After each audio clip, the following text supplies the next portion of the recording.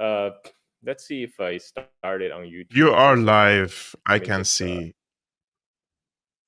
okay. I'm refreshing my YouTube's screen and I'm trying to because normally the first 5 minutes. Okay, we're live. We're live. Okay, hi guys. Welcome to Silk and Steel podcast. I'm your host Carl Za. Today I have a very important guest, Kevork Almassian. Many of you know him as the analyst behind Syriana analysis. He is from Syria. He's a real Middle East expert from Middle East. Like now we have all these Americans who don't speak a word of Arabic, giving their opinions on what's going to happen. So I thought, why don't we ask someone who actually have deep local knowledge? So welcome to the show, Kevork. Thank you so much, Carl, for having me. I'm humbled by your words. And just for the info of the audience, I'm probably some people would say, oh, Kevork is from the Middle East, so he is surely a Muslim. And then they will link it to for you being an Islamist. Maybe I have a beard. I would tell them like I was born and raised as a Christian in Syria, and I wasn't subjected to persecution because of my religious beliefs. Because this is also a discussion nowadays on social media. Where else the Christians and the Jews can live in peace in the Middle East except in Israel, right? In the neighboring country, Syria, another neighboring country, Lebanon, Jordan, you can live in peace and harmony and nobody will touch you if you're a Christian. In the contrary, actually, you are privileged if you're born there as a Christian because they see you as a rare species that they have to preserve because the number of the Christians are dropping after the American invasions in the region. So they want to keep the Christians in the region.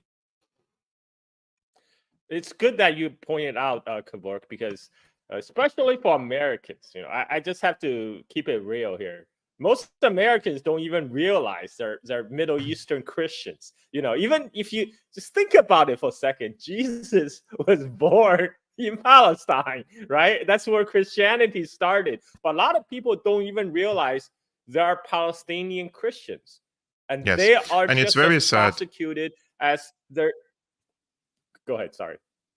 I apologize for interrupting, and it's very sad to address this issue with the Americans, and the big number of Americans do not know the facts in the Middle East, including that Jesus Christ was born in today's Palestine, right?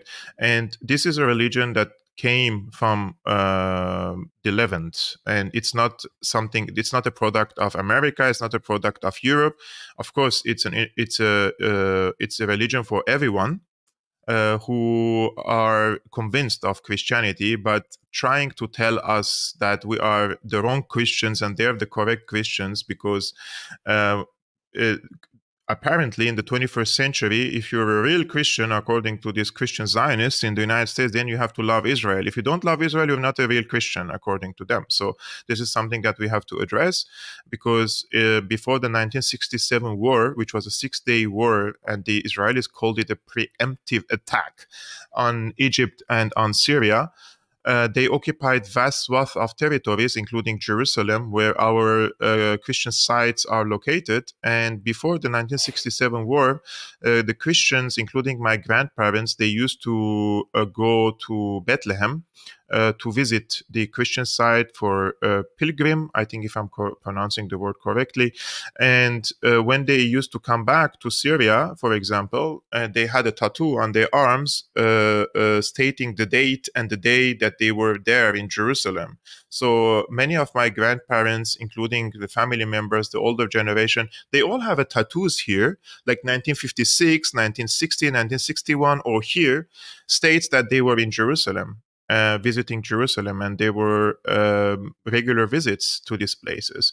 And unfortunately, after the 1967 war, Israel occupied Jerusalem, including Bethlehem nowadays, despite the fact that they try to say, oh no, this is in the hands of the PLO. And I would like to tell you this is a complete BS, because if you want to go to Bethlehem, which is now technically in the hands of the Palestinian Authority, you have to go to an Israeli airport.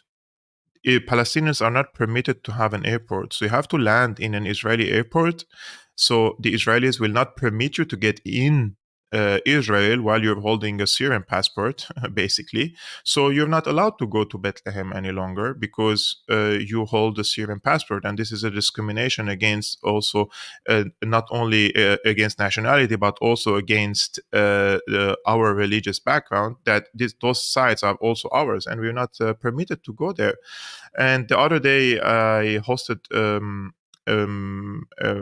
A human rights activist. She landed in. I think she has a British passport.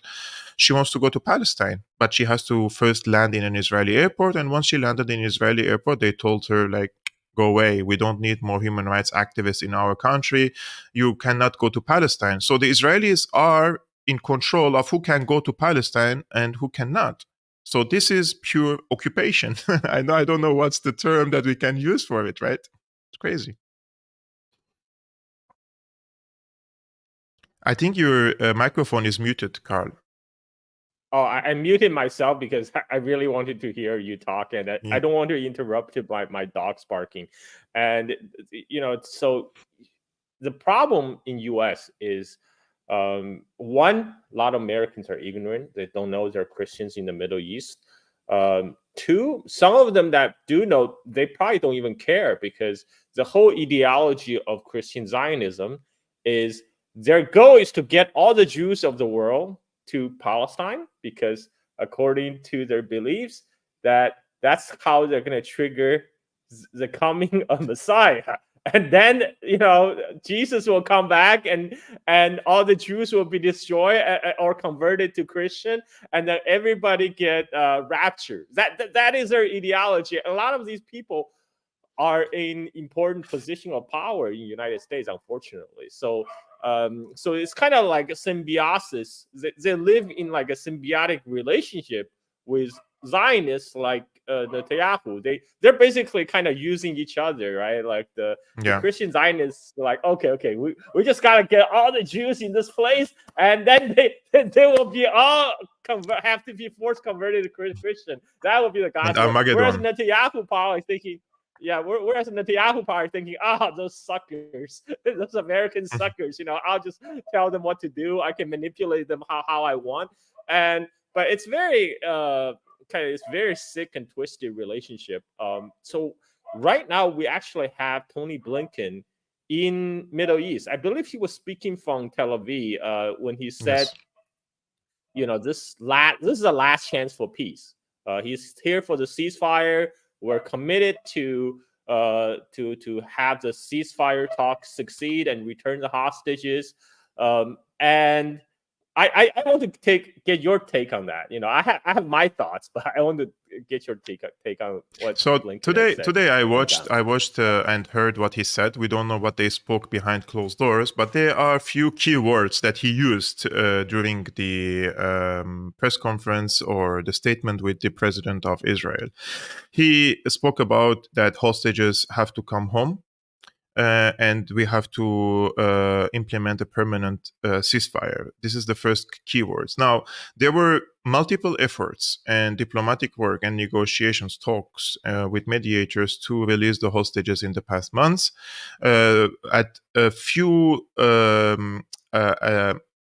were few times when Hamas offered all the hostages to return in exchange for permanent ceasefire, reconstruction, humanitarian aid, and also the 5,000 Palestinian hostages in Israeli dungeons. So, of course, we can speak about the 200, 250 Israeli hostages, and I think that if you're an Israeli government, then this is a legitimate demand to release the hostages. However, there were multiple opportunities to release these hostages in exchange for very basic human rights. We were speaking of permanent ceasefire, so the right to live, and 2, reconstruction, so the right for housing, and 3, humanitarian aid, the right for food.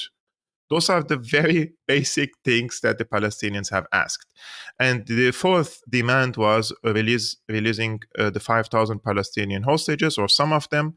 And many of these Palestinian hostages are held for many years in Israeli dungeons without even charges against them, some of which are for throwing a stone on an Israeli occupation soldier on Palestinian territory in their own farms which is occupied nowadays by Israel. So those are kidnappings. These people were kidnapped. These people are hostages as well, because there are no charges against them. And in some cases, this is just an administrative court or military court, and there is a 97% chance for you to get convicted for throwing a stone on an Israeli occupation soldier. So this is ridiculous. The other thing that Blinken mentioned, he said that we have to put everyone on a better path. For what? For enduring peace. What's the definition of enduring peace for Antony Blinken? I mean, he didn't mention a state for the Palestinians. So without a state for the Palestinians, is enduring peace possible? Because the Likud party, in their charter, they say from the river to the sea, the Israeli sovereignty will be imposed on all this region. And they criminalize the recognition of the Palestinian state. So how is it possible for us to reach an enduring peace when the Palestinians cannot have a state? So you're creating an endless resistance and armed resistance, basically, against you. They call it violence, they call it terrorism. All these terms are all political. At the end of the day, if you're born in a place and this place is being taken from you, you will resist, sometimes verbally, sometimes physically. So this is resistance. Second thing that he didn't mention is the status of Jerusalem. So under Trump, they moved the embassy to Jerusalem, and they recognized Jerusalem as the eternal capital of Israel, both East Jerusalem and West Jerusalem. And under Biden administration, the status hasn't changed. It's not like this was a Republican, let's say, a decision. No. This is a uniparty decision.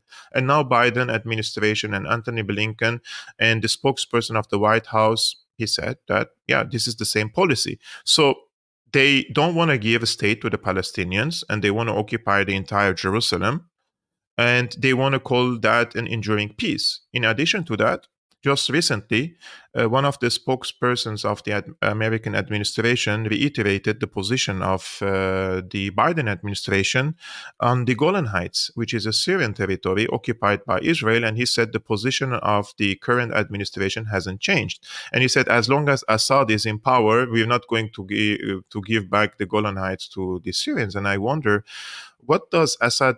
I mean, is international law conditioned with the name of a president in some other countries? So if his name was, I don't know, if his name was George, if his name was Kevork, then it's okay to apply international law. This is a ridiculous way of seeing international law, and this is what they call rules-based order, because they don't say this is international law. Rules-based order is the rules that they decide and they want to impose on the rest of the world, and the same rules do not apply on them. So this is the issue with the Americans. The other thing that we have to mention, the current administration, of course, sent tens of billions of weapons to Israel, but just this was a few days ago, they permitted to send $20 billion worth of more weapons to Israel. So at one hand, they keep talking about ceasefire, they keep talking about release the hostages, but on the other hand, they give Israel everything it needs to continue its horrendous war crimes and crimes against humanity in the Gaza Strip. And to be honest with you, I've been following wars for quite a long time now, and I always thought that I got used to such barbaric scenes, and I lost my ability to get shocked, or to be shocked. And every day, I just log into my X account and I see all this footage coming from the Gaza Strip, and I wonder, where is the red line? I mean, how many babies have to be decapitated? How many babies have to be burned alive? And how many women have to be raped? And on footage, and we everything that Israel accused the Palestinians of doing, they did it, and they were caught on camera. Unlike the allegations against the Palestinians that we didn't see yet, because they want to keep this footage for themselves and they don't want to show anyone. But we have a clowns, one of the former spokespersons for Israel, he filmed himself, he's showing his face expressions while he's allegedly watching this Hamas rape and gruesome footage. But why don't you show this footage to us? Where is the evidence? I would really jump the wagon and condemn not only Hamas, everyone who participated in committing such crimes, because it's unjustifiable. Even in the context of resistance, you're not allowed to rape women. You're not allowed to decapitate babies. I would wholeheartedly condemn that if the Palestinians committed that, but they don't show us this footage. So the last thing he mentioned is that he doesn't want anyone to continue the provocations in the region, and this, like all these elements in his in his statements, he has to direct it to Israel. I still remember Israel bombing the Iranian consulate in Damascus and then assassinating the negotiator Haniyeh in Tehran, and then assassinating the second man in Hezbollah in a civilian area in the southern suburbs of Beirut. So those were the provocations which could have led to a regional war and escalation and the regional war. So in my estimation, and this is also something that has been reiterated in an Israeli newspaper, Haaretz, there is an opinion article called Netanyahu Wants World War. And Netanyahu, the author says that when Netanyahu went to the United States and he gave his infamous speech, and he drew few lines. First, he said basically that this is a civilizational war between the civilized people and the barbarians, and the civilized people are the Israelis and the collective West, and the barbarians are myself and including my people in the region. So they have to win on the barbarians. Secondly, he said that his war against the barbarians is the war of the United States. So as much as he wins in the region, and this will reflect positively on the US hegemony. And in this case, I wholeheartedly, of course, disagree, because it's the Americans fighting for the Israeli interests in the region and not the other way around. In this case, the Iraq war, the Syrian war, the Libyan war, and now with the escalation vis-a-vis Iran, this is Israel's war. They want it. And Netanyahu thinks that this is the right time to start a major war in the region because, logically speaking, I mean, some people might say that he's a bad strategist. I disagree with that, because I think that these provocations were intentional and he wanted to trigger a war in the region to drag in the United States. Because in his estimates, and this is not a miscalculation, let's be honest, because the U.S. empire is in decline, is in decay, and the protector of Israel is the United States. So if in a decade or two we see the emergence of a multipolar world or the decay of the United States, which is happening, the United States is printing lots of money to sustain its empire. There is going to come a time in the next years where the United States will not be able to sustain this money printing process, because the alternative financial systems that the BRICS countries are building, and some of them are based on blockchain, and this blockchain technology is based on 40% on gold and 60% on the current national currencies of the partner countries, then it is based on solid fit. It's not only based on thin air, just printing money. They can see these developments around the world, and they say to themselves, they tell themselves that in a decade, 2, 3, nobody knows, but it's coming, the US will not be the absolute hegemon.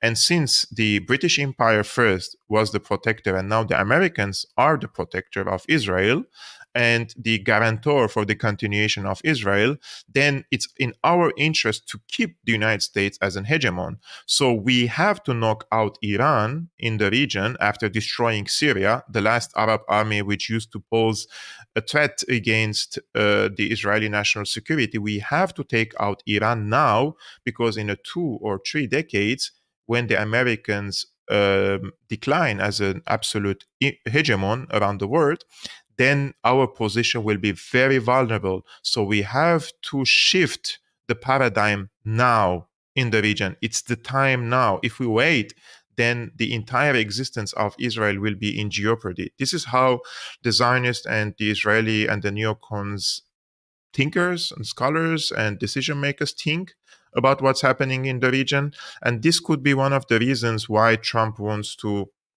pause the war in Ukraine vis-a-vis Russia, because his priority is Iran, Middle East, Israel, and containing China in Far East Asia, Russia would be they want to use this reverse Kissinger strategy. Like during the Cold War, they turned the Chinese against the Soviet Union and vice versa as well. They think that they can separate China from Russia in this case. So relative peace with Russia. Let's focus on Iran and focus on China.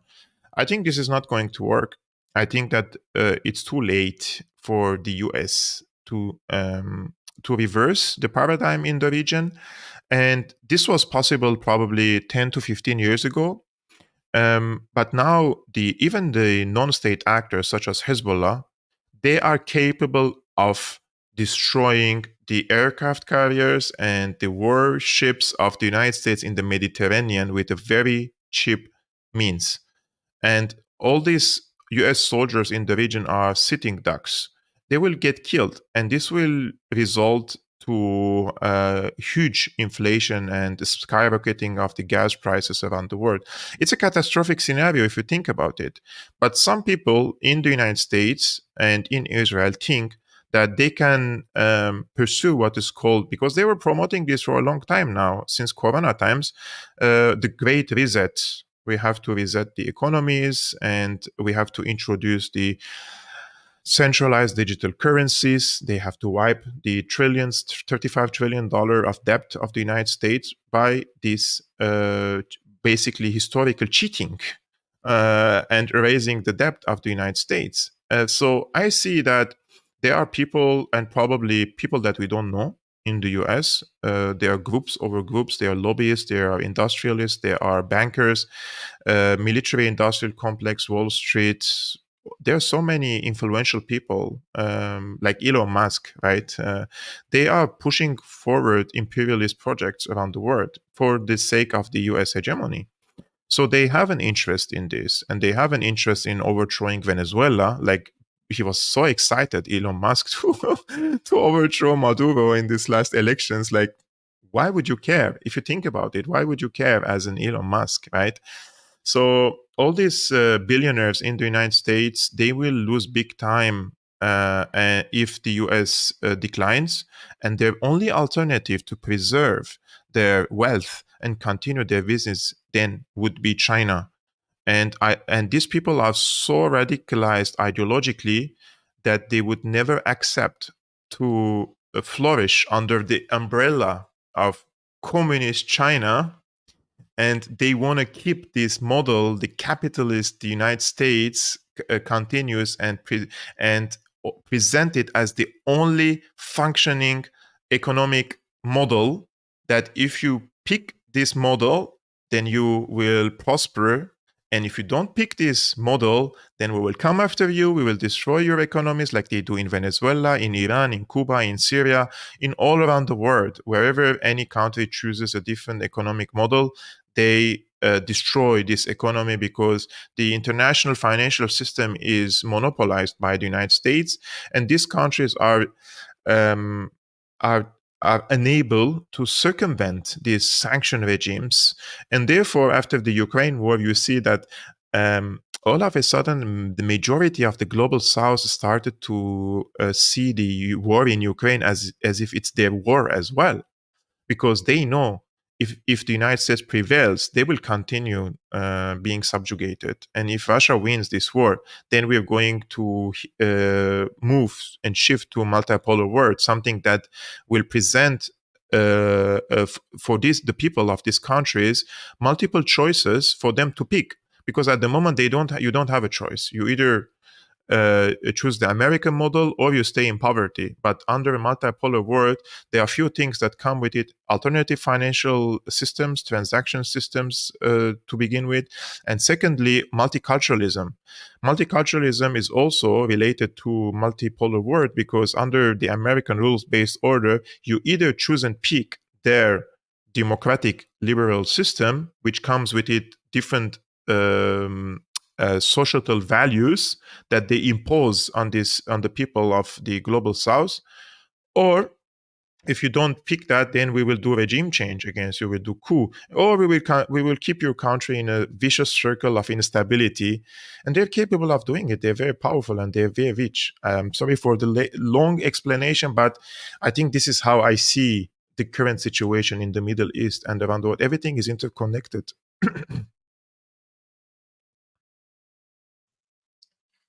Yeah, I definitely agree of everything you said. But the question right now, a lot of people are wondering is what Iran is going to do, what Hezbollah is going to do, because after Israeli provocation, which was designed to drag Iran and Hezbollah into war directly against Israel, and by doing so, drag United States deeper into this conflict. But that's because Israel by itself, it cannot defeat Iran. You cannot even defeat Hezbollah. You cannot even defeat Hamas. So it needs United States to commit to a deeper Middle Eastern conflict. But U.S. is kind of multi-headed beast at this point. It's deeply involved in proxy war in Ukraine. He wants to start a beef with China in South China Sea. And the different departments are fighting for their own interests. But Netanyahu wants United States to focus on Israel and to focus on Middle East. Now, do you think Netanyahu's strategy will work? That's a brilliant question. Okay, so maybe you can take which question, or I mean, it's really two questions. What do you think Iran and Hezbollah will do, and secondly, do you think Netanyahu's strategy of dragging United States deeper into Middle East conflict will work? Those two questions are interconnected. And to be honest with you, I said this in the last interview. I said Iran is in a dilemma. And I didn't mean it in a negative way, but they are in a dilemma. If you put yourself in the shoes of the decision maker in Iran, you have to restore deterrence, because apparently in April deterrence wasn't established and the Israelis bombed Iran again in a harsher way. And this is more humiliating for Iran. Assassinating your guest in your home, this is something very big in the Islamic culture and in Eastern culture. It's like in Arabic we say, my guest is safe in my home. So historically, 1,500 years ago, when in the desert, somebody was traveling in the deserts and they find a clan or a tribe and they knock their door and they ask for protection, they say, my guest is protected in my tent, in my place. This is something that comes with the value system of the people of this country. So imagine killing your guest in your home. This is double aggression on Iran. They have to respond against it. However, they also know that the response, whatever shape or form now, it's going to only escalate the situation. It's like a snowball. And once you hit, the Israelis are determined to start the war in the region. And the Iranians know it. So they have two options. One, in my opinion, to respond in a harsh way against military installations in Israel, and establish deterrence again. But this will definitely lead into further escalation from the Israeli side, and they will dare to bomb Iran again to drag the Americans, because that's the end goal. Or two, I was reading this in an Iranian press. In 1988, the war started with between Iraq and Iran in 1982. And during this 6 year of war, Iran, of course, suffered lots of casualties and lost some territories. And they wanted to achieve an absolute victory against Saddam Hussein. I mean, both sides lost a lot, let's say. But at the end, Khomeini, who was back then the leader of the supreme leader of the Islamic Revolution in Iran, he said, I'm paraphrasing him, that there was a cup of water in front of him, and there was a poison in it, and he decided to drink the poisonous water and swallow it for the sake of his people, which means that he accepted to end the war and the truce between the both sides, although they were determined to achieve total victory against Iraq. But for the sake of the security of national security of the country, and for the best interest of his own people, for the economy, he decided to end it there. Now, this Iranian author is arguing that probably Khamenei today could drink the same poisonous water and say, for the sake of my country and my people, because millions of people could die. Remember, Israel has nuclear nukes, and with the current uh, megalomaniacal, hysterical leaders in Israel, they may resort to nukes. And that's going to be very devastating for the Iranians. So, if the Iranians decide to drink this poisoned water, then they will pursue a different path, and that is developing nuclear weapons. For the moment, I've been following the statements of Iranian. I don't really follow what the politicians say. I only follow what the supreme leader says, because I think in this case he's the key to develop nuclears.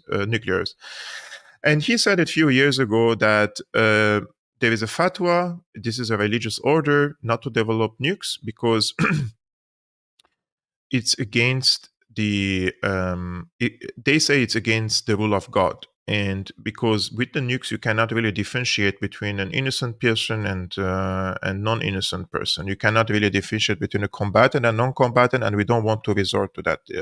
But he also said that if we were targeted to existential threat, we will respond in the same manner and at the same strength. So you can interpret that the way you want. What does it mean the same way and in the same strength? So I think that they could change this religious order, and for when there is an existential threat against them, and they would say, now our entire presence as a Persian country is at stake, and we need to defend themselves and establish nuclear deterrence with Israel so that we deter Israel basically from bombing or dropping nukes over us. Because if Iran develops nuke, it's something to develop a nuke and it's another thing to use the nuke. And Iranians are in no way or shape are interested in nuking anyone in the region. But once they get their hands on a nuke, they will establish a deterrence vis-a-vis Israel, and the Israelis will not dare to bomb them. And this has to happen secretly, because once the Israelis know that they're developing now from or enriching uranium from 60% to 80%, it's going to be hell loose on them. So if they're able to do that secretly, I don't know if it's possible. I'm not an expert on nukes. I'm not an expert on enriching uranium. But if they are able to do it, I think strategically speaking, that makes more sense to have a nuclear deterrence against the US and against Israel in the region and preserve your status as a strong regional country instead of going into many years of war and devastation and killing among your people. And probably at the end of the day, it's going to be harsh because remember, Iran's neighbors, who are Iran's neighbors?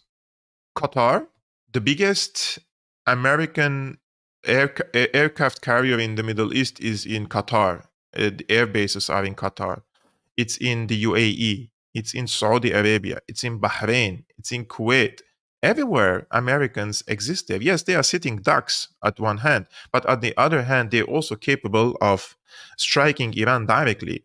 So it's a very hard decision to make in this case. If you ask me what Iran will do now, I think Iran will give Israel one more chance before developing a nuke. I think they will strike Israel, and it will be very calculated, but it will not be pre-declared like the last one. They will not declare when what time and when they are going to do it, but they're going to strike definitely strategic military sites inside Israel, and this could be simultaneously with the Hezbollah response. And please, guys, remember, Iran and Israel are, of course, the Israelis and the Americans call them proxies, but the response could not be simultaneously, it could just be separately, because Hezbollah has its own calculations in Lebanon. And Lebanon is in very difficult economic situation, and they have probably 50% of the Lebanese are from the pro-American camp. They have their own calculations as well, like opening a big front against Israel at the moment when you know that the Americans have both politicians in your country and they can stab you in the back. It's a difficult decision to make. But it's if you ask me, I think this time the Hezbollah and the Israel and the Iranian side will take their will take the risk, and they will definitely retaliate militarily before um, going into the nuclear path this time. How is it going to be? When is it going to be?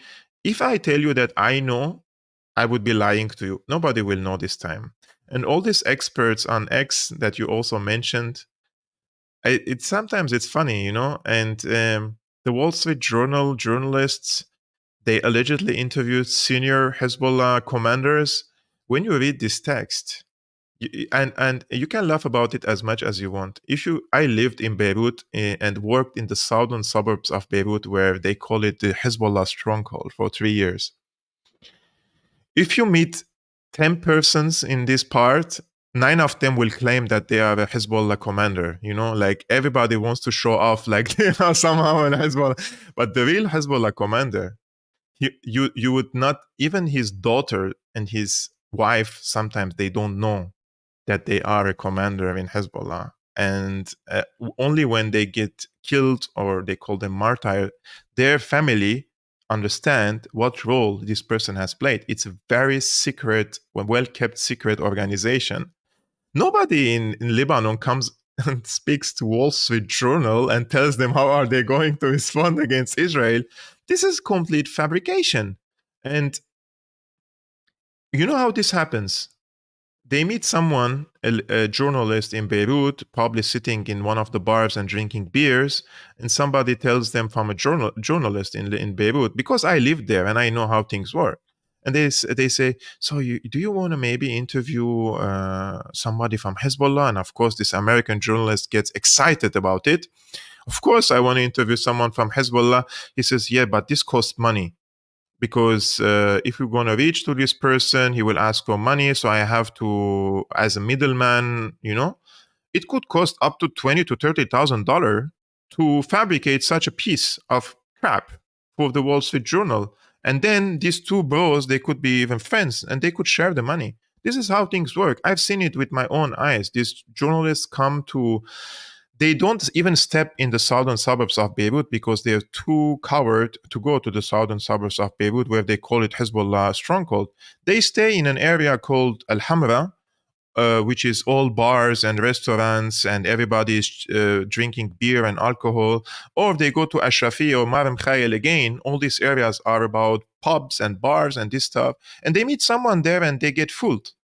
And I don't know how anyone, respected journalist with 2 functioning brain cells, would believe that the Hezbollah commander is speaking to him. There is a reportage on Channel 4. They even videotaping allegedly a Hezbollah commander from his back. And this someone is speaking about their plans in 5 years. How are they going to conquer Israel? This and that. Those are complete fabrications. No serious Middle East analyst or observer would believe in this, because they would, if anyone gives an interview to foreign media, he would be detained, and they're very, very responsible about these things. They don't share their information with the enemy because they see the Wall Street Journal, they see the New York Times, the Washington Post, the BBC, the CNN as enemies. They don't see them as media. They see them as the media hand in the hands of the establishment. They are functioning tools. So they're very aware, and they're very. People think like Hezbollah is like a bunch of people with sandals are fighting. No, the Hezbollah are from the Shia community, and the Shia community is highly educated, and a very high percentage of them go to universities and they're grads, and they speak multiple languages. If you speak with them, they speak English, they speak French, they speak Arabic. It's not like how they try to portray, like everybody is angry and Allahu Akbar and going for an invasion. No, that's not how Hezbollah operates. And I'm not making like compliments for Hezbollah. I'm observing their popular base, and where these fighters come from. It's from this community, and what is their ideology and how they see the press and how they treat the press in this case. There is no chance, zero, for any mainstream journalist to meet a Hezbollah commander. That would never happen. I think I can see why this happened. From my experience with Western reporters in China, many of them don't even speak a word of Chinese, despite having lived there for maybe 20 years. I know one economist, a former economist reporter in China. He lived in China literally for 20 years, and he speak really shitty Chinese. And I might guess something similar must be happening in Middle East, where these journalists might not even speak a lick of Arabic, and they're just letting their local handlers, basically run the show for them while they live a Yes. very comfortable, poshy life.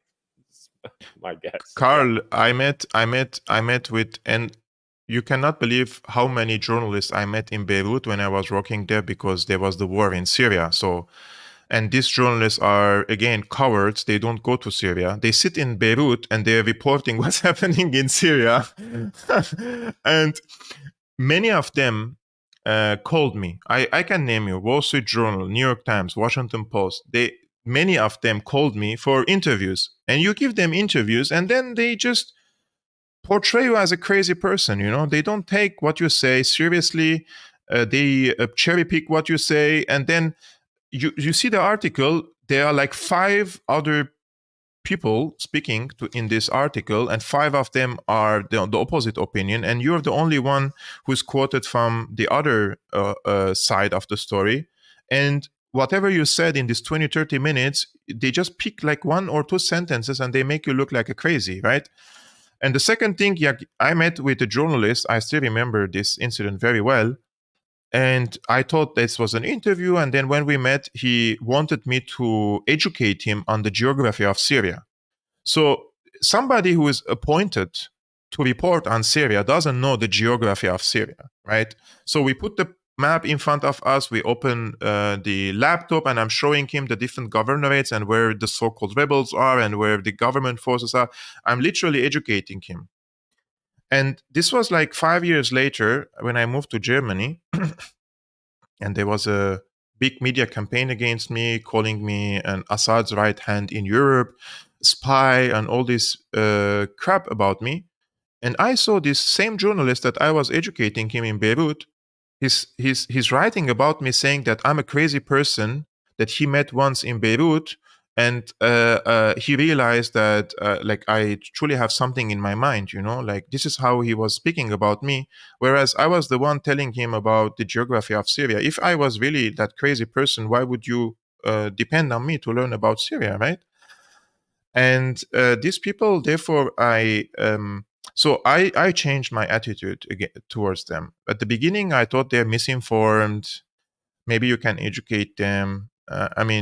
What are the odds that everyone is misinformed? Like you really try your best with them, and to be honest with you, I'm very respected, but I don't use slanders. I don't really try to insult them or offend them when I'm speaking to them. But then I realized that no, this is not about they're misinformed. They have ill intentions towards us. This is completely different level. When you realize that these people have bad intentions toward your country, and their only thing they care about is their career, their income, their status, and how many medals they received, how many prizes they received, and how many politicians invited them to a shoulder tap them, say, bravo, Habibi, you did a great job, This is what they care of. Those are not journalists. And that's why I call them, like Eva Bartlett calls them, prostitutes. They're prostituting in their lives. And I hope you don't have woke people on your live streaming, because last time I received a backlash from apparently one of the supporters of my work. And she's even a patron. She's paying maybe $2 per month or something for my Patreon account. And it turned out that she's a sex worker, and she was very offended that I called these journalists prostitutes. and she waged like a boot, like she was very offended, and she called me, like she started posting about me on Twitter and X. Yeah, it was really funny situation. For the first time, we can't hear you. Just turn off your your mute. Uh, I mean, even if prostitute, even like a derogatory word. I mean, I thought you just like, okay, it's prostitute, sex workers, right? But prostitute, Yeah. prostitute is they're not even talking about sex workers. They're talking about, I mean, okay, sex workers. That's actually honest work. They're Hmm. providing a service. I don't support that, but they're providing a service. Everybody's getting no. But prostitutes, they are, well, they're paid to regurgitate propaganda, but they don't tell you up front. They're saying Yes, they're promoting press freedom and et exactly. cetera, et cetera. I mean, I have very similar experience with you. I had a reporter from Coda Story, whereas they try to portray you as a crazy person, they try to portray me as this a surfer dude airhead, who just who just shit posts online. I mean, it's kind of true at some level, but Yeah. um, but their goal is to discredit you. Their goal is not to discover the truth. And I once accepted an interview from Al Jazeera because I thought, okay, Al Jazeera is not a U.S. media. Maybe they will be a little bit more fair.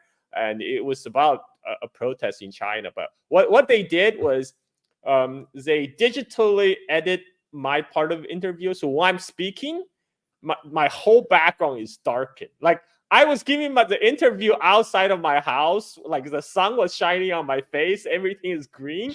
But when I appear on TV, they play ominous music, and Oh the my whole, God. like, they literally darken my background. And so I thought, okay, wow, that was eye opening for me. I have The to say level of something about manipulation Jazeera they here, do. my friend. Al Jazeera was born in 1996 by BBC employers. Everyone who participated in the spawn of Al Jazeera were from the BBC, and they originally wanted to open this channel in Saudi Arabia, but Saudi Arabia, it was impossible. There was no regulations, and the Qataris thought it's a brilliant idea to have Al Jazeera on their home. Al Jazeera, after long experience, I was my first political education was from Al Jazeera. So I was a young kid in 2000, the second Intifada, 2001 invasion of Afghanistan, 2003 invasion of Iraq, 2006 invasion of Lebanon, 2008 the slaughtering of Palestinians in the Gaza Strip. Everything that I learned and the motivations and everything came from Al Jazeera. Like I used to come home from school, people used to play video games, PlayStation. I used to watch Al Jazeera, and my mother was like, well, "Son," like she used to say "khalas" in Arabic. It's like, enough. Haven't you got enough of news and politics and documentaries? Everything was on Jazeera. So I'm speaking from a position of someone who used to watch hundreds of hours of Al Jazeera. Um, it turned out it's the biggest psyop in the region. The biggest psyop in the region is Al Jazeera for two main reasons. One, Al Jazeera has gained lots of trust, popularity among hundreds of millions of Arab and Muslim people in the region because of its brilliant coverage of Palestine. So everybody start to give credibility for Al Jazeera for their bravery, and their journalists are really professional, world-class journalists. I cannot say anything against that. They're very professional. They're really good and honest people in Al Jazeera. But this psyop, when it starts when the Arab Spring started, for example. All of a sudden, Al Jazeera became a political tool in the hands of the Qatari regime to overthrow the governments. And I'm not against overthrowing governments if it's a popular uprising, but when you manufacture public opinion by Al Jazeera because you gain the trust of hundreds of millions of people in the region, and you tell them who they should vote. This is how the people voted the Muslim Brotherhood in power in Tunisia, in Egypt, and they manufactured the insurgency in Syria. Al Jazeera played an instrumental role in this. People, because they don't watch the Arabic Al Jazeera, I mean, all these experts, they don't even understand Arabic, but on Al Jazeera, they host big imams, and they give fatwas to wage a jihadi war against Gaddafi and kill him. And it happened. And they said the same thing about Syria. Tens of thousands of multinational so-called jihadists came to Syria to fight against Assad because of fatwas. And these fatwas were publicized by Al Jazeera. So they played a major role in the formation of ISIS there, right? So what they do basically, when the opportunity rises, they take the opportunity for the narrow interest of Qatar. And Qatar wanted to become a regional power in the region and compete Saudi Arabia. So they started supporting the Muslim Brotherhood with the help of Turkey, in Syria, in Egypt, in Northern Africa, and all these countries. And then they shifted their narrative against Iran and against Hezbollah. So all the elements of the strength of the Palestinian resistance, where does it come from? Who is giving the weapons? The Palestinians. Who is giving them intelligence support? Who is giving them tangible support? Who is giving them military knowledge? There are only few: Syria, Hezbollah, and Iran. There is no other place that they receive this military aid from, right? So if you support Palestine as Al Jazeera, but you destroy the players that are supporting the Palestinian resistance, then you're depriving the Palestinian resistance from its element of strength. So this is how they wanted to end the Palestinian cause. And this is why Qatar is labeled by the United States a major non-NATO ally for their services to the United States in the region. And 2 days ago, the Qatari chief of intelligence, he gave a medal to from the CIA. He gave him one of the chief officers in the CIA medal. It's just in front of your eyes, guys. You have to watch it, and you have to see what Qatar is doing in the region. And accordingly, Al Jazeera made a documentary called Assad's Assassins in Europe, and they put my name in this documentary, and they created big problems for me, for my work, for what I do, because I exposed Qatar multiple times. I understand they have their animosity with me because of the situation in Syria. But when the October 7 happened, they called me 3 times from Al Jazeera Arabic. Now they want me to come and comment on what's happening in Palestine, and I said no. You have to apologize, and you have to fix what you did towards me, and then I could think and consider coming to your show. They even invited me to a show, a long 40-minute show in Istanbul, a debate. Do you know how much they offered me money? $4,000 to come to Istanbul and participate in a show. Flight, accommodation, and $4,000. And I told them now I'm giving them the middle finger. I'm not going to give them any credibility any longer. And this $4,000, it's very important to me. It could fix so many things in my life, but I don't care. For me, what Al Jazeera did to my country, I cannot really forgive them. And they have destroyed half of my country. They killed my friends. They played an instrumental role in spilling blood. So now that I see Al Jazeera is regaining its status as like, we are for Palestine, this and that, this is a psyop. They don't support Palestinian cause. They would rather end the Palestinian cause. But to do that, they have to get rid of the elements of the strength of the Palestinians. And that's why they destroyed Syria, and they're coming after Hezbollah, and they're coming after Iran. So think about it. Yeah, I mean, so what do you think US will do? Now, I'm asking you, just like give me your 2 cents, because for my understanding, US empire is already overstretched. Right now it's in bed. It wanted to quagmire Russia, but right now they're actually losing credibility in Ukraine. Now that we just have latest Washington Post trying to blame the blowing up Nord Stream on a bunch of amateur Ukrainians, right? And everybody knew that that's not the case. And they're also trying to pivot their military asset in Asia Pacific to contain China. And there are serious discussions among the different factions of U.S. elite on where to best commit their resources, whether NATO in Europe or Middle East or China. And it's at this particular juncture, I think Netanyahu is also timing this, because this is a American election year. We only have a few months left, and the U.S. government is pretty much like, it's kind of lame duck, like Biden is already out of the picture if he was ever in the picture. And so this is a perfect kind of opportunity for Netanyahu kind of get his way. But like, we all know what Netanyahu's plan is, to drag the United States deeper into the war. Now, what do you think? What's your take on what the U.S. might do in this case? We have Tony Blinken in Israel. Yeah. I mean, if I was born in the 70s or even before that, and I was in my mid-20s, mid-30s in the 70s and 80s, and you see, there is Kissinger, there is Brzezinski, and some of the national security advisors and the presidents. You have Clinton, you have George Bush the senior. At that time, you could predict what would be the foreign policy approach of the US in certain geography in the world. Now you don't know who is in charge of the United States foreign policy. Biden is not in the scene. He doesn't exist. He's not even, if there is anyone thinks that he's signing on orders and sending warships in the region, this could be delusional.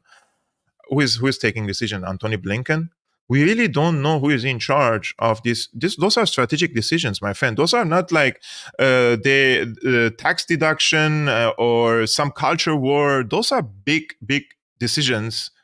Going to war in the region is a big decision. Now, if I am the national security advisor of Biden, and I'm a neocon and I'm a Zionist, right? What would be my advice to him? I'm coming from this position. I'm not a Zionist. I'm not a neocon. But if I was Jake Sullivan and I'm advising, I would definitely advise against opening a front in Ukraine vis-a-vis Russia.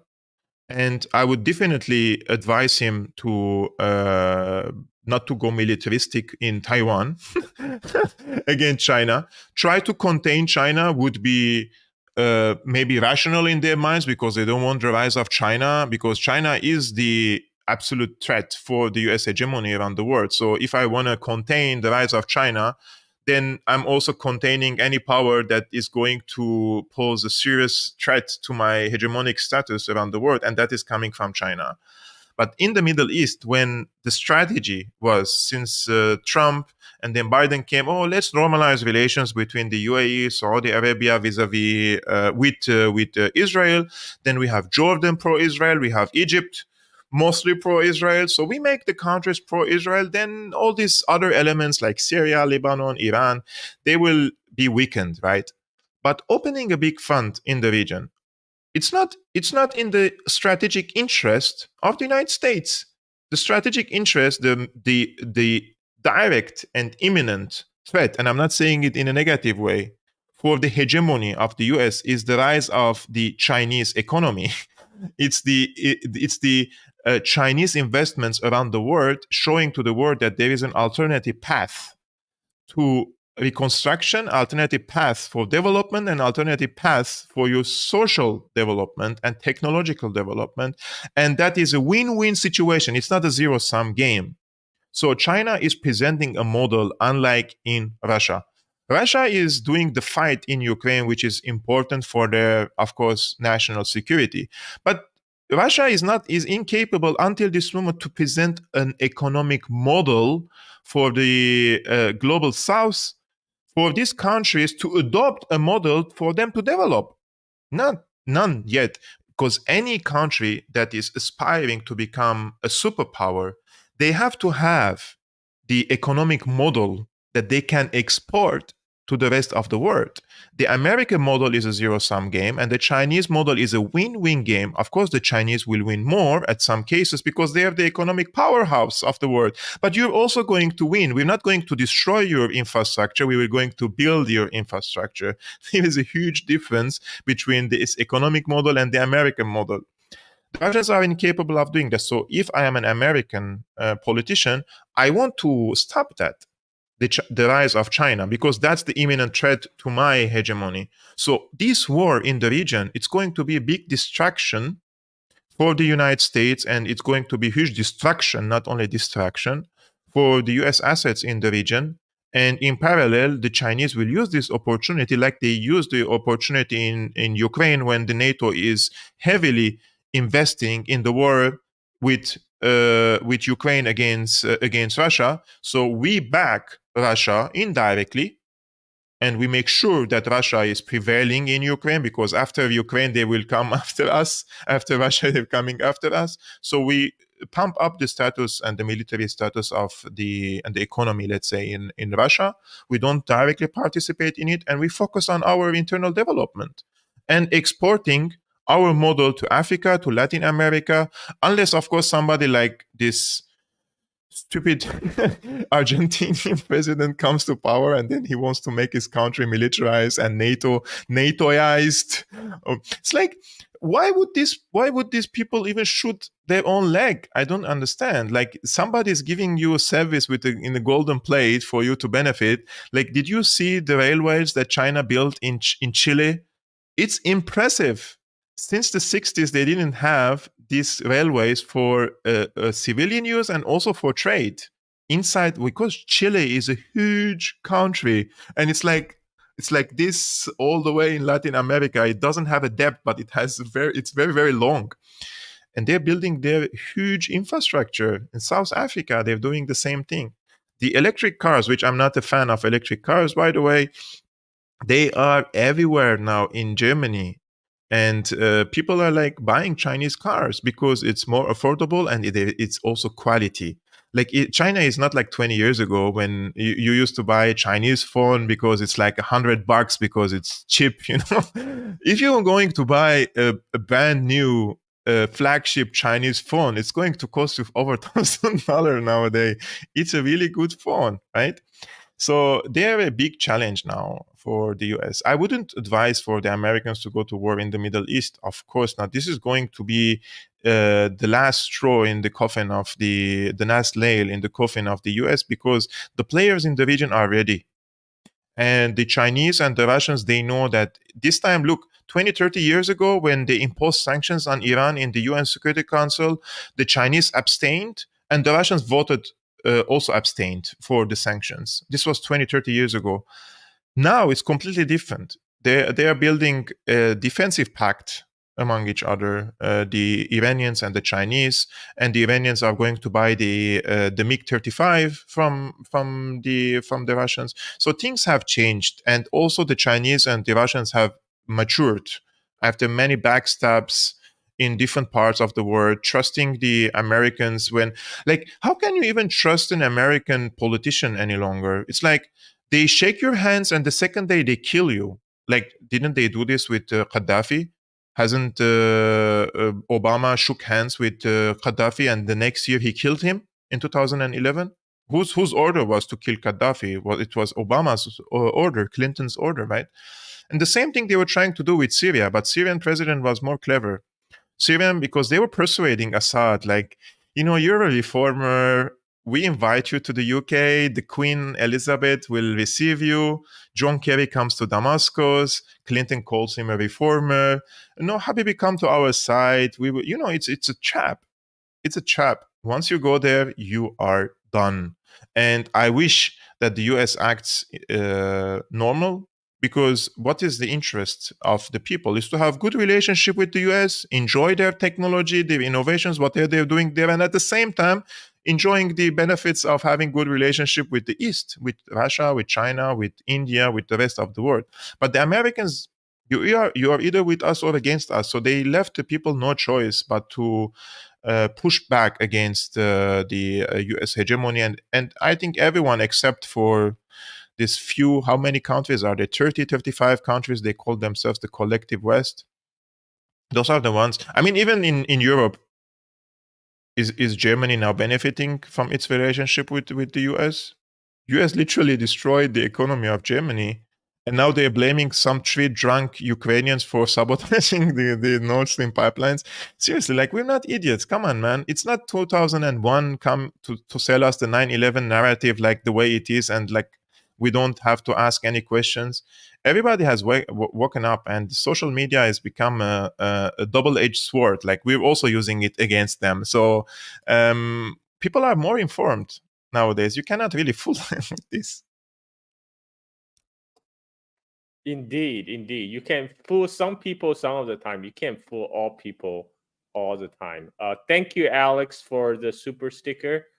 Thanks for your support, and thanks for everyone who tuned in. Now we have 2,000 people watching us from X and YouTube. Nice. And I got to say, Kevork, you have been a phenomenal guest. I mean, I can just sit here and listen. I don't even have to say anything. I just sit here and listen to you talk all day. I mean, like, you made my job easy.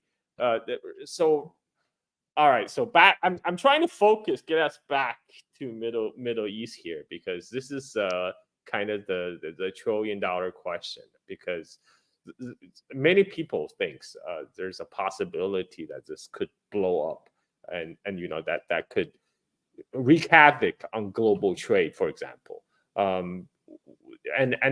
I think my personal take is, I think the U.S. will probably try to avoid getting dragged into a big Middle Eastern war for Israel. But I think they will do their utmost to protect Israel from any kind of retaliation coming from Iran or Hezbollah, like what they did last time. The last time what they did was the U.S. and NATO armadas, they set off the side of Mediterranean, and of course also with help of Jordan, they're trying to shoot down all the incoming missile from Iran, because they knew Israel's Iron Dome by itself will not be able to handle it. Because the whole logic of physics Iron Dome is they're using bullets shooting down bullets. But what happens when you run out of bullets? And Iran and Hezbollah, they have a lot of missiles and rockets that's much cheaper than those those missiles for your Iron Dome or Patriot batteries. And this is an asymmetric warfare. Yes. You have like $100,000 $200,000 rockets, or like even a million. Like, whereas like for the Patriot missiles, it's bad. The one missile is like, it goes upwards of millions. So like, this is not a battle. I don't think Israel could win. I mean, United States, of course, they can always print money, but the problem is, after a certain time, that it's become meaningless, because all the money you could print cannot buy you industrial production. U.S. has hollowed out its manufacturing so much, moved all the factory to East Asia, to China. Now U.S. can't even produce enough 155 millimeter artillery shells for Ukraine, let alone to kind of replace all the missiles he needs in a big engagement. So I again, back to you. Your take. What is a prospect of peace in the coming month for Middle East, or prospect for war? We are far away from peace settlement in the region. There are multiple cases in the region, one of which, let's start with Iraq. The Americans say that they will withdraw in 2025 from Iraq, September also. This also raises the question, then, if they're withdrawing from Iraq, then what's going to happen in Syria? Because they cannot stay in Syria if there is no Iraq. This is their logistical hub, is in Iraq, and they're bringing forces and logistics and military from there. So the US is an overstretched empire, and they have to prioritize their interests, right? And this is in the opinion of the anti-American forces in the region, is the right time to knock out the Americans from the region.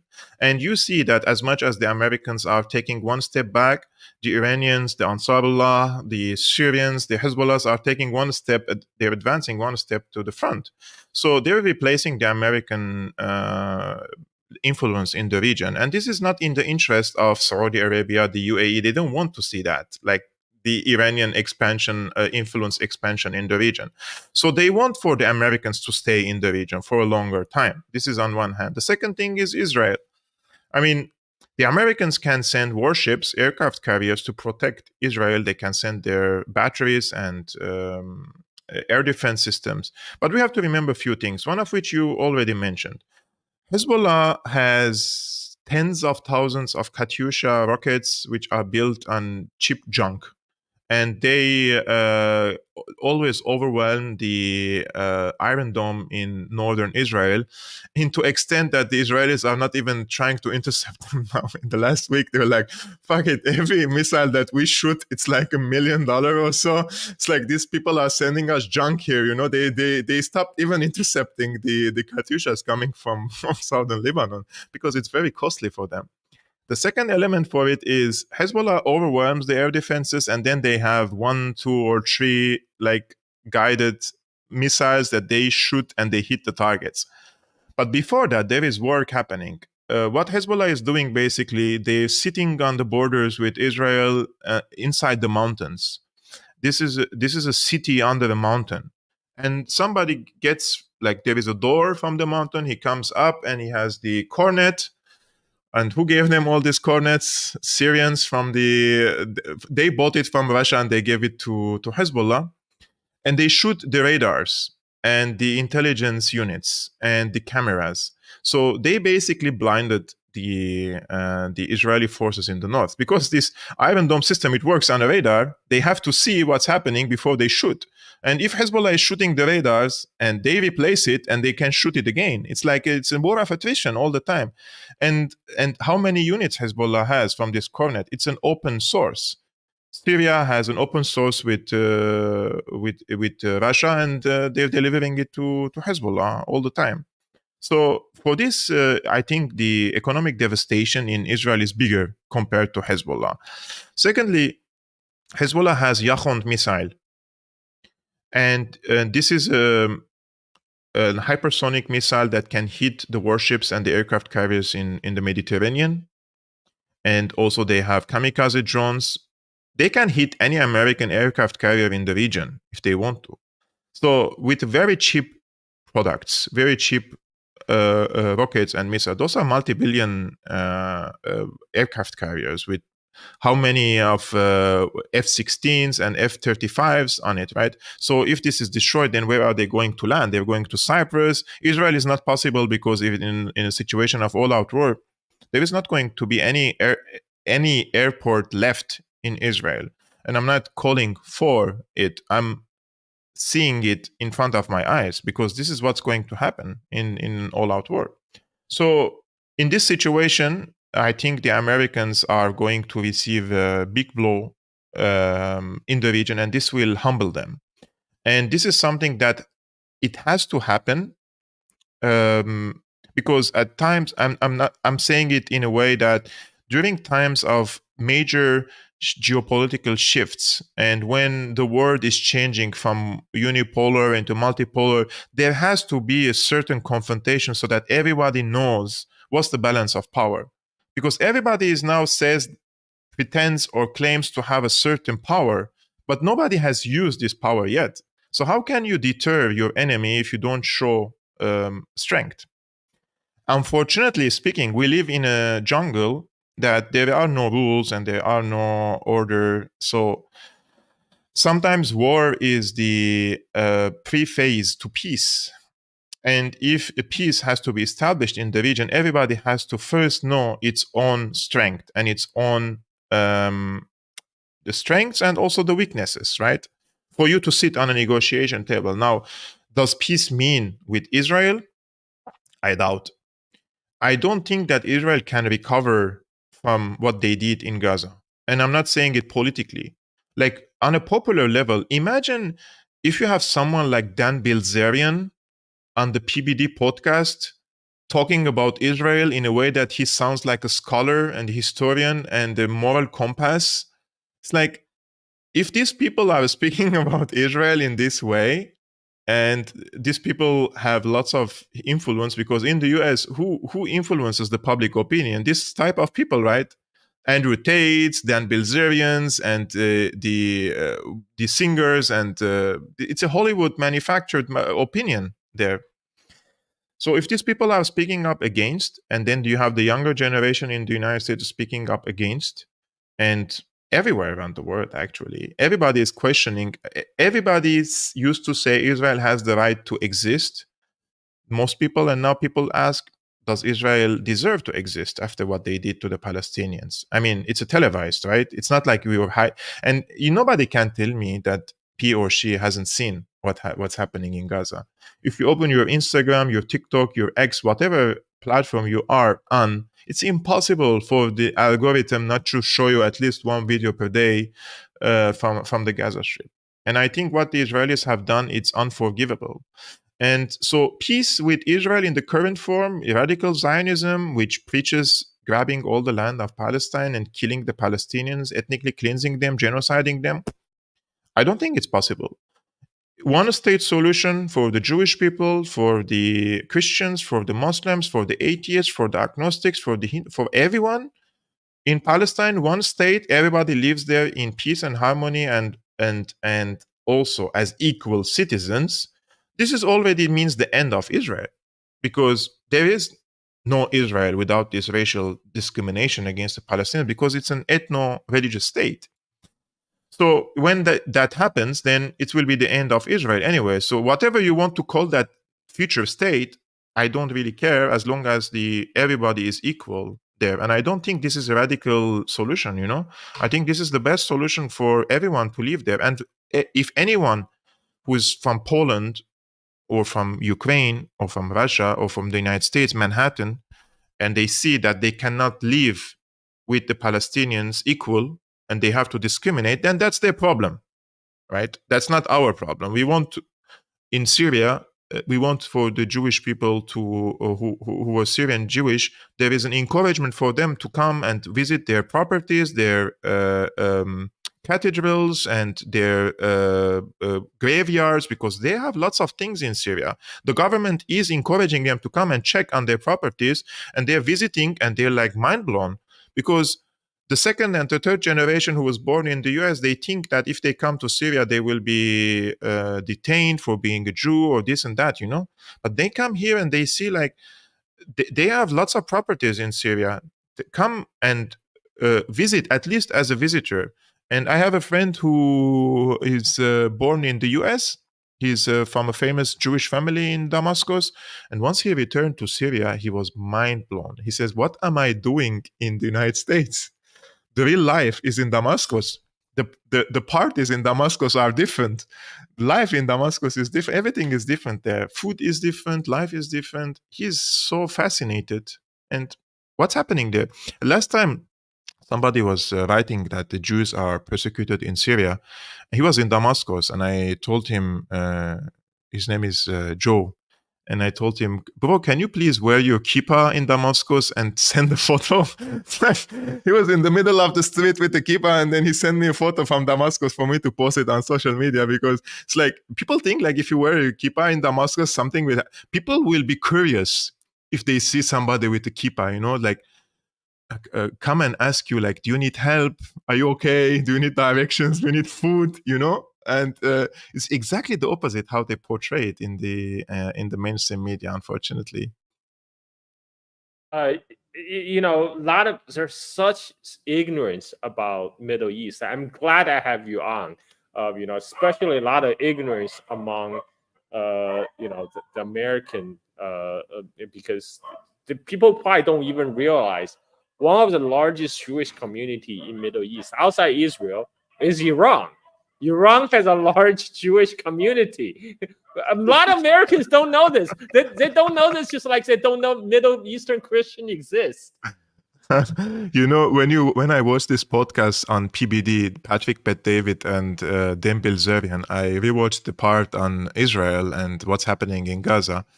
It fascinated me that Dan speaks from this position. But remember what PBD said, what Patrick Bet-David said. He said, bro, you're not from the Middle East. I was born in Iran.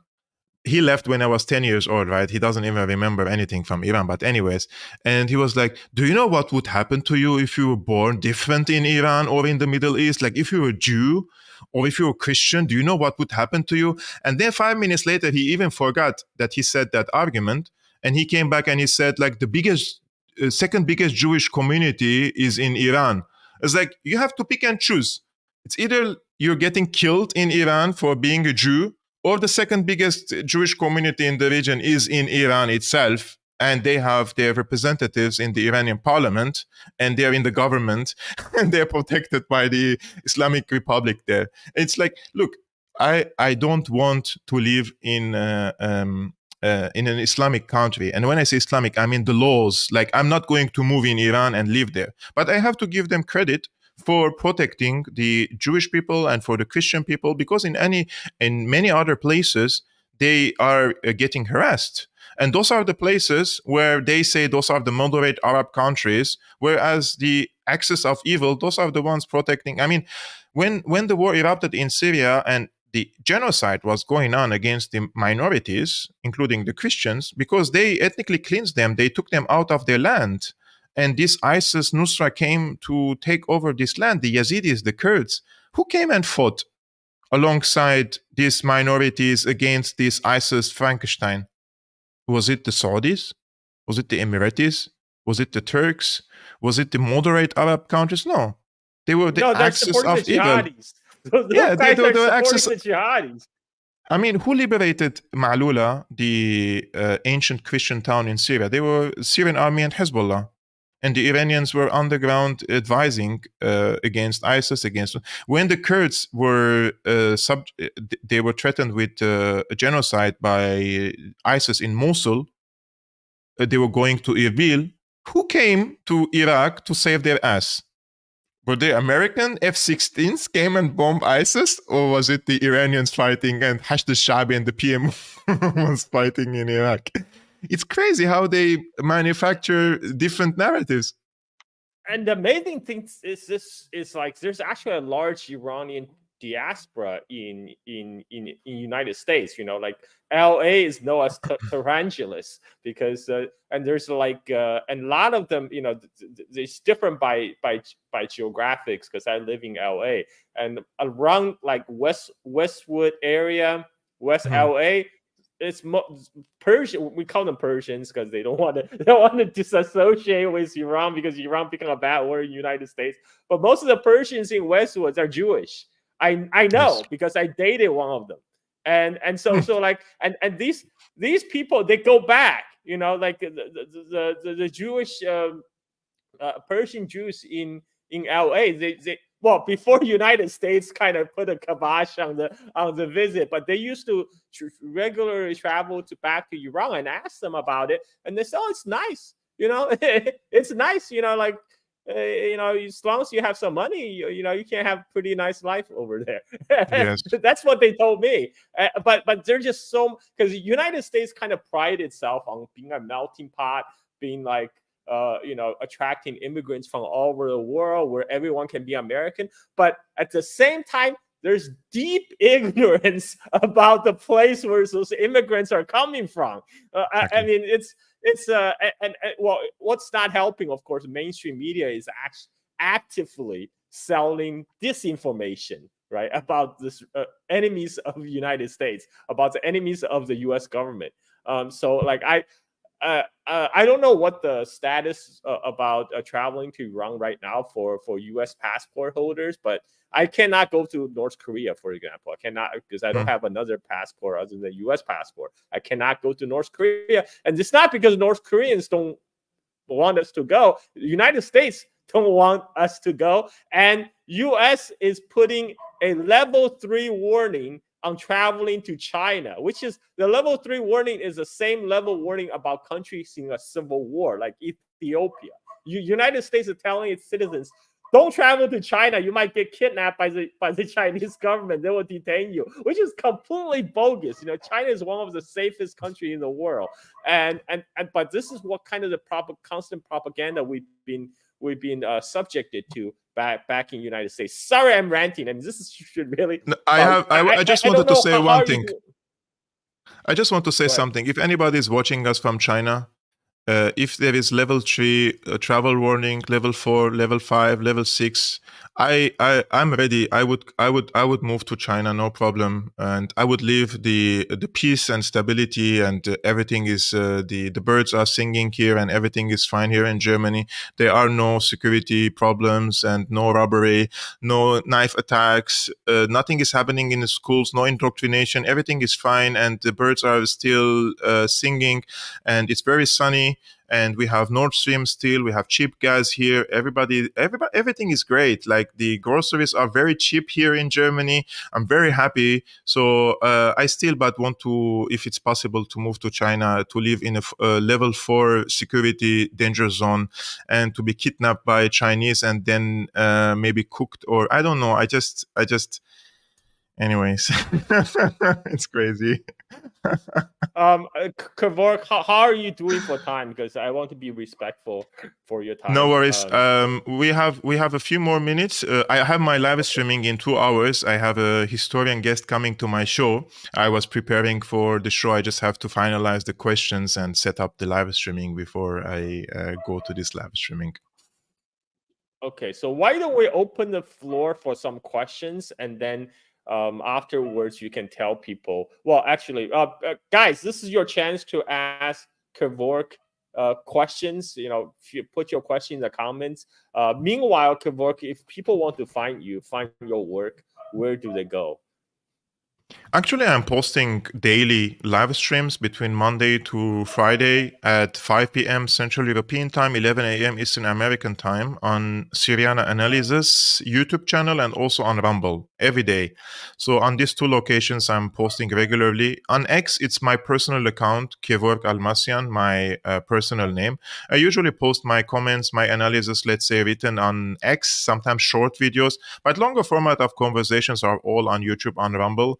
And until I get deplatformed from YouTube, so I'm still there, and I'm also at the same time just accumulating more followers on Rumble, which still has some freedom of speech there. Okay, Alex Glanz people, is this also is your following my chance. work. Alex, he comes to my live streamings like every day. I see his name. Oh yeah, Alex sent a $10 super chat. Thank you, Alex Glantz again. People, this is your chance to ask Kevork questions, because he's, I consider, one of the best analysts in Middle East. You know, he actually has the background. He's from Syria. He speaks the language. He traveled he traveled widely around the region. So this is your time to ask. Okay, we got one question. Let me see. Kevork, do you think China, Russia will back Iran militarily when Israel was Israel to retaliate Was after Iran's retaliation? Look, this is a very good question. I think that the Russians and the Chinese will protect Iran in the UN Security Council if there is any resolution against Iran. In this case, they will not intervene directly on the side of Iran to do the fighting for Iran, for sure. Iranians have been providing some military equipment and technology also to Russia. And I think that the Iranians have enough military strength, let's say, to inflict heavy pain on the American sitting ducks in the region. And if the war continues for many years, let's say, then of course you will see weapon supplies or ammunition supplies from these countries to Iran, because Iran is the third leg of the Eurasian region.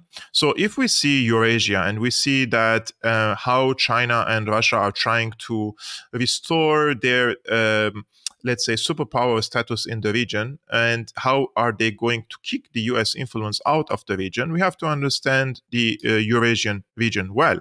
And the Eurasian region, it has 3 legs. It's Russia, China, and Iran. And when they knock out one of these countries, it's going to be practically impossible for Eurasia to come together and integrate in an economically and pursue the trade routes that they are trying to establish, especially that the Chinese are mostly interested in investing in roads, and railways and for the interconnectivity of the economies of these countries together, because once they start to grow up together, it will be impossible for this process to be stopped. But once you kick out or knock out Iran, you will also have to remember that the Silk Road Initiative to the Middle East, it will pass through Iran and it has to go to the Mediterranean.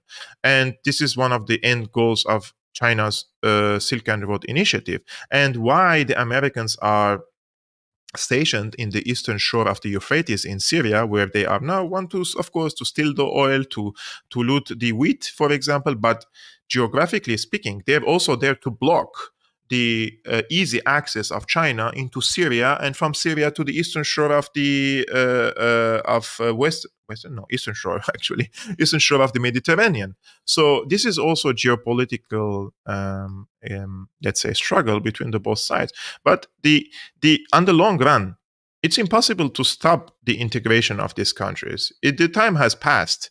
The United States was on its peak of strength in 2001, 2003.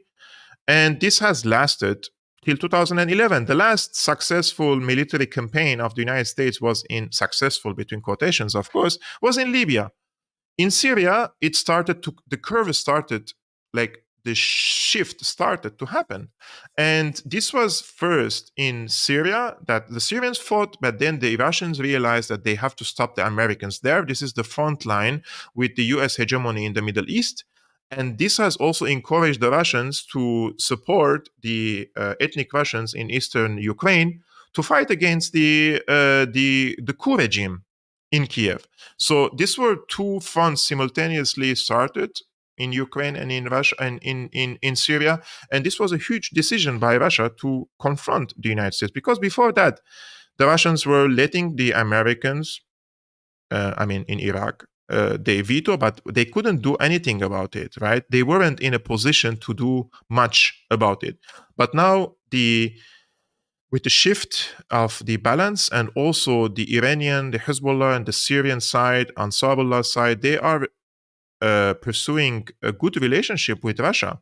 And the interest of Russia is for these players to prevail in the region. Maybe the Russians are not saying much about Palestine and Israel at the moment, but deep inside, they know the presence of Israel in the region was a colonial project, first by the Brits and then by the Americans. And as much as they empower the enemies of Israel in the region, or make sure that these anti-Israeli, anti-American forces do not crumble or collapse, this will lead eventually to the weakening of Israel in the region, which also reflects in the United States. I mean, it's a question that if the Americans are in decline, that the Israelis are in decline, or in the other way around.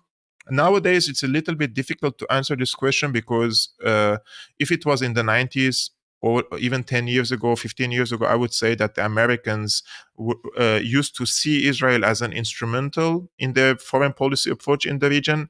And now with the America is in decay, and you have a demented president, and you don't know who's taking decisions in the United States, it seems to me that Netanyahu is the one drawing the foreign policy of the United States and dragging the US into the region. You said that the Americans do not want it. I mean, if you have two functioning brain cells, you don't want to go to war in the Middle East while you have tens of thousands of soldiers sitting there. You don't want to do that. But who is taking the shot here? Maybe in the United States itself, there is a disagreement in the establishment. There are people who don't want to do it, and there are people who want to do it. We don't know who is the real decision maker. They are the donors. They are the people who are in charge of the Wall Street. They are the people in charge of the industries. So the billionaires playing a huge role in the decision, because they are the ones supporting and funding the politicians. Were it not for the APAC money, for the industrialists' money, for the oligarchs' money, these politicians cannot come to power. So again, when I said the example of Dan Bilzerian, because he said that he donated 100K to a politician to get into Congress because his opponent was some woke snowflake. And he says every week he calls me asking me if you need something. And he says, if you 100K, you receive every week a call from this congressman asking me if I need something, then how many calls are the APAC handlers are receiving and ask them if you need something? how can we serve Israel? Because many of these politicians received hundreds of thousands of money from the APAC money. It's crazy when you read the numbers. Some of them are like $15,000 to $30,000, and you see how excited are these U.S. politicians to protect Israeli interests. They're very, very cheap. $30,000, but he knows that there is money there, so he's seeking for more.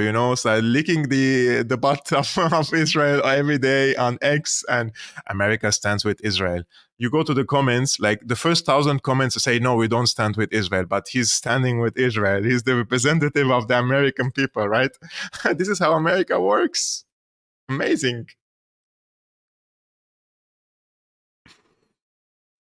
That's a great question, and that was a great answer, Kevork. We'll just have a couple more questions, and then we'll call it a day. This is an easy one, I think. How popular is Olaf Scholz and the Green Party in Germany? You want me to go to jail, brother? What kind of question is this? This is like the only thing that I don't speak is what's happening in Germany. It's like they already came after me. They tried to deport me from Germany, and for having a YouTube channel and telling my mind about what's happening in the Middle East. And they were almost successful, but they couldn't do it. And but I will just tell you the polls. Olaf Scholz is the least popular chancellor in the recent history of Germany. And the Green Party are sometimes even scoring between 6 to 10% now.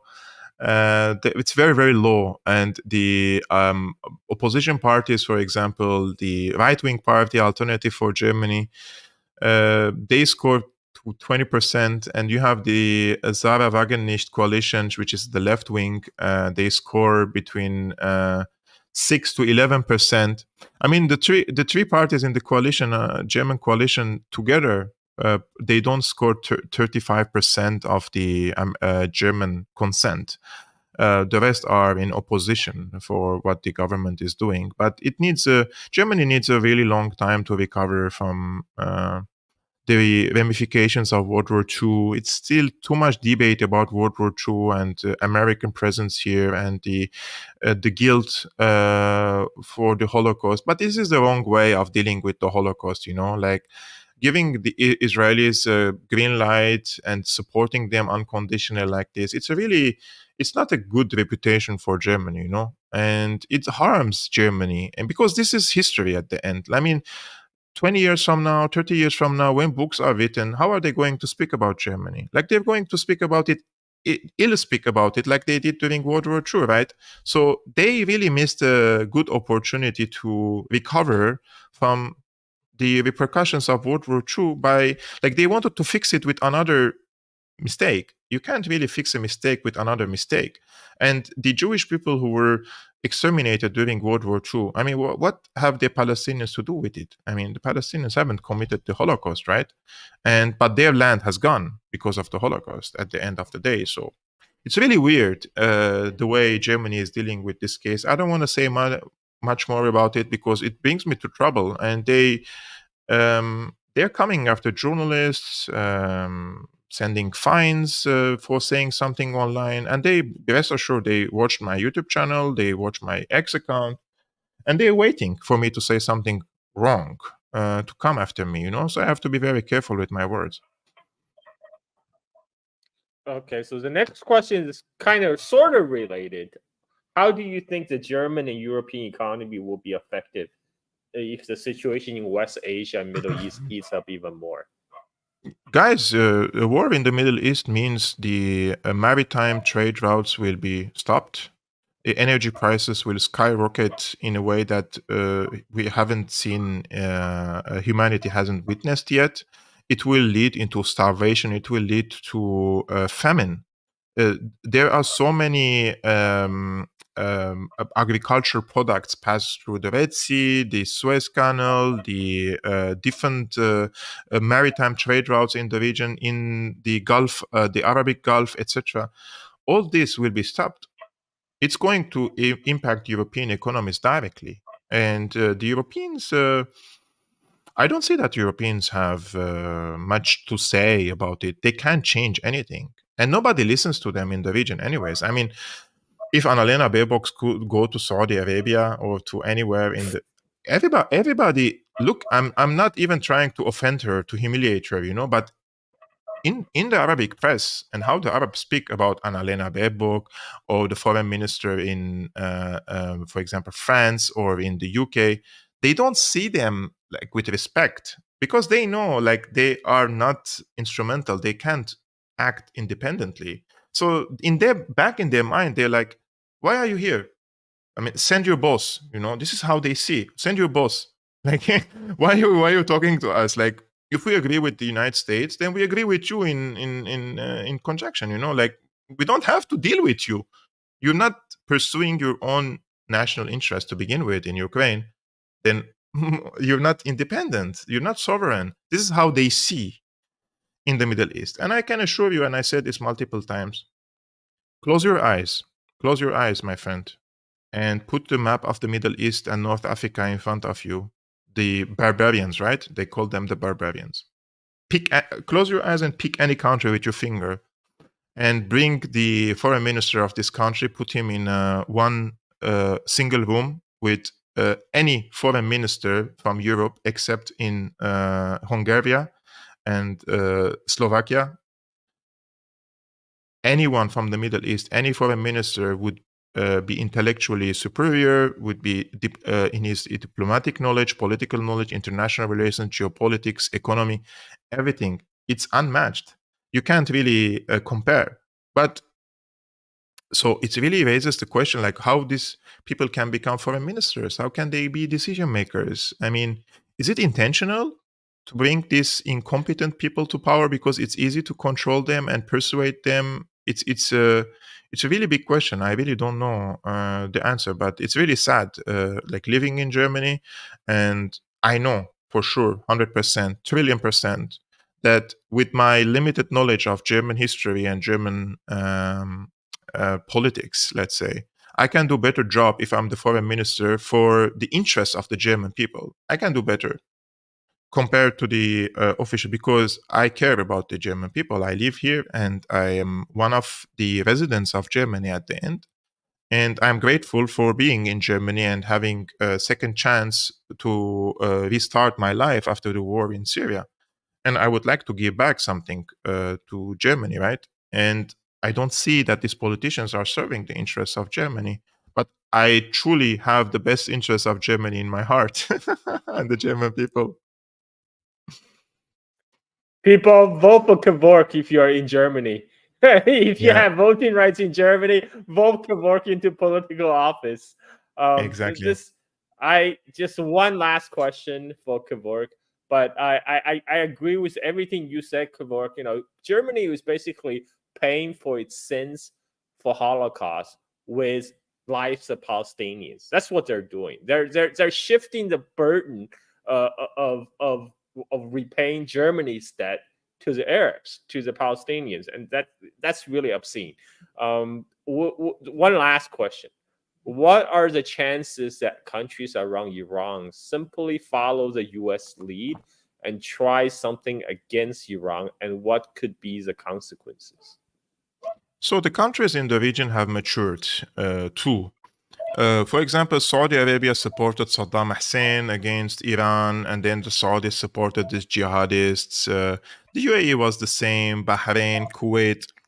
And when you see nowadays how the US asks the Saudis to increase the oil production to decrease the prices, and then they decrease the oil production, so they increase the prices, and they pursuing um, the trade exchange between them and China in yuan, and they want to join in BRICS. I mean, they start to sense that there is a shift in the monetary power also to the east. And Saudi Arabia and these countries are very opportunistic countries. They see which side is the winning. They're not resistant people. Like they don't want to resist American hegemony. If the money is there, we're with you, and if it's shifting, we're shifting. It's different from Syria, let's say, from Lebanon, from other countries. It's a really completely different moral system there. And accordingly, I see that the Saudis are in direct contact with the Iranians, and the Iranians are in the Iranians don't have an interest in going to war against Saudi Arabia. This causes a sectarian war in the region. It will be portrayed like that. And with the Chinese mediation and striking a security and diplomatic deal, this was a great deal, you know. And I'm very happy that the Saudis are, even during the April retaliation, they were in touch with the Iranians and they told them, look, like, we don't want to harm you, but there are also security considerations, our considerations with the Americans. So we have to participate in it, but we don't want to be in war with you. You know, like, there are some complications with the Americans that we have to participate, but we are not in war with you and we don't want to be in war with you. We stopped the war against Ansarullah in Yemen. We stopped the war in Syria. We stopped funding all these jihadists there. So we're just focusing on our economies. We have this 2030 economic vision. We want to cooperate with the rest of the world. This is a good news. I don't think that the Saudis would jump the wagon and fight against Iran. It's. I just don't see it now. Emirate is, what is Emirate? I mean, Emirate is, it's two hypersonic missiles, so they're not going to participate in a war against Iran, you know. Kuwait, Bahrain, those are all small, all islands there. Saudi Arabia, what matters? And I don't think that the Saudis have any interest or even willing to go to war against Iran. It's going to destroy their country. They're going to destroy Iran, but they're going to be destroyed. And they have, you see the football league in Saudi Arabia. How much you want? $200 million. They bring players every year. Why? They're preparing for the nomination for the World Cup in 5 to 6 years, I believe. And they have their own economic vision, and they just want to improve their country, which is a good thing. They're not exporting Wahhabism around the world like they used to do. And I'm all for that. We have huge differences with Saudi Arabia, but we don't want to fight the Saudis. Like, they supported the jihadists in our countries. We didn't go and support anyone in their own countries to fight against the ruling kingdom, you know? So, yeah, I don't think that the Saudis would participate in this. Saudis are much more clever now under MBS. MBS is an open-minded person. He sees what's happening around the world. He's on social media. He has young advisors to him, you know? We disagree with him. But I should give him the credit for being at least rational in this conflict, because just before he came to power, they were speaking of we have to import the fight inside Iran. This bloodshed has to go to the streets of Iran. This is how they were speaking just before MBS came to power. When he came to power, he was still bulldogging against Iran. Then he realized that this is the divide and conquer of the United States. It's a very, very long strategy, turning all these countries against each other and then fighting each other, and everybody stays poor, everybody stays devastated, and the Americans prevail. I don't think it's going to happen this time. I'm happy that it won't happen. Wow, I gotta say, I'm totally in awe by your knowledge, Kevork. This is, I'm sad we only have limited time with you, because I feel like I can geek out on this with you. I can just sit here all day and listen to you talk. Yalla, next week I invite you. Next week I invite you and we continue the discussion on my show. How about that? Let's do it. So thanks, Kevork, again for your time, and please tell people once again, for the people who come in late, where they can find your work. What do you do? Where can they find your work to follow you? I am posting live streamings between Monday to Friday at 11 a.m. Eastern American time, 5 p.m. Central European time on my YouTube channel and Rumble called Syriana Analysis. And my personal account is on X, is my name, Kevork Almassian. Those are the 3 places that I post regularly. I would appreciate if some of the people who liked what I say or what I do can also watch my live streamings there. That would be amazing. So people go subscribe Syriana Analysis. Yalla, go. Kevork is a host, and go watch him. Go watch him his live stream. Okay. Thank you Yeah. very much, Kevork. Thank you so much Thank you for so making much. your time, and I look forward to our conversation on your show. You know, where Great. you can reverse the table and ask me questions. Definitely. Thanks Thank you so everyone, much, brother. and Kevork. See you, brother. Great. Thank you so Bye-bye. much. Okay.